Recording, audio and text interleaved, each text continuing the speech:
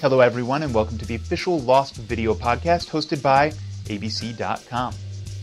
Well, as the Steve Miller Band is so fond of singing, time keeps on slipping. And that's exactly what it's been doing in our show. So we're here today with prop master Rob Kiker to show you how to build your own time machine. Not necessarily a functional one, but hey, it looks like it. He'll also, of course, show us some other cool toys that he's built from scratch for the show. Of course, if you are interested in the mechanics of time travel, you're in luck. Executive producers Damon and Carlton Hughes join us for the audio podcast, which you can download at lost.abc.com. Also a great place to submit any of the fan questions they haven't answered. No guarantee they'll get to them, but, it's good therapy. It gets it out of your system. And coming up next week, we will have another video podcast for you with The Other Woman, which also just happens to be the name of the episode.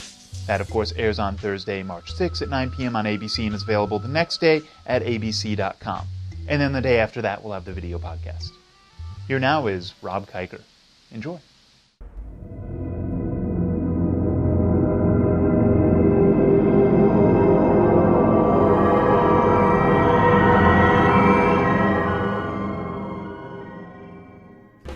Well, my name is Rob Kiker, and I'm the prop master on the show. Basically, what I do is start with the script. Between concept meetings and production meetings and meetings with the directors, we go over anything that's prop-oriented, prop-specific. It's pretty interesting. There's a lot of really weird stuff that we come up with that I haven't had to do in the past.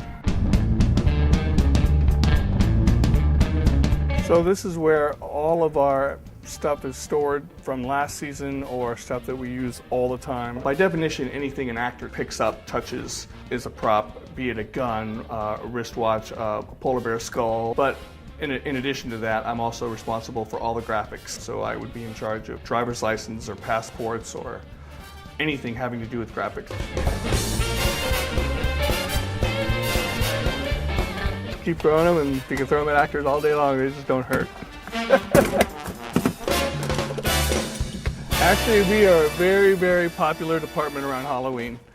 Can we borrow the SWAT vests? Can we borrow this? Can we borrow that? We make a lot more stuff on this show than most shows.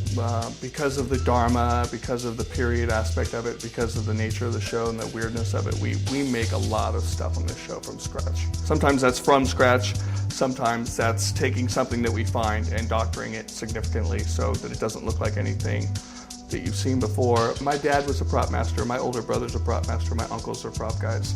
So I was doing props when I was 14. So it's just one of those things. It's in the family and I've always loved it. This season we've done a couple of really cool deals. Our new character this year named Miles was meant to be some kind of a paranormal psychic. And he comes into a house and he pulls this contraption out of a suitcase that you've never seen before, but if you look at it carefully, you can tell that it's an old dust vac turned into some BS machine meant to suck the spirits out of rooms. So we had to, come up with a design for that and then have it fabricated, and this is actually what that turned out like. And this is what it looks like now. It looks a lot better when we shot it, but it got kind of beat up. We had a friend of ours, this guy named Dragon over at Renegade Effects. He made the blue glasses that we did last year. He designed this for me and put it together. And like I said, it used to come all apart, but we beat it up pretty good. So that's that. What is all this? This is where I do the things Oxford frowns upon.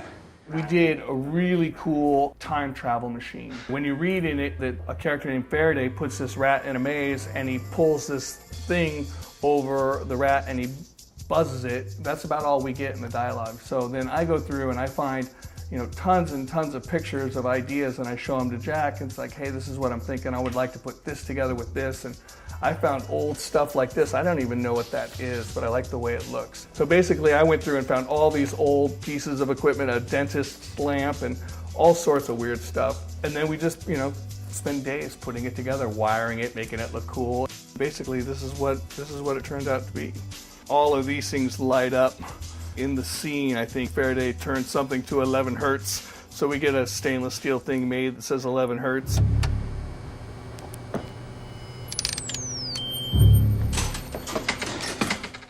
I got this piece at Dennis Supply Store in Honolulu. Actually donated this to me, which is awesome. And went to Home Depot and found 2 different street lamps and flipped them around and put some, tin foil on there or whatever this is, metal tape, and found a whole bunch of this stuff, and basically just put it on the rat and zap it with this bad boy. Just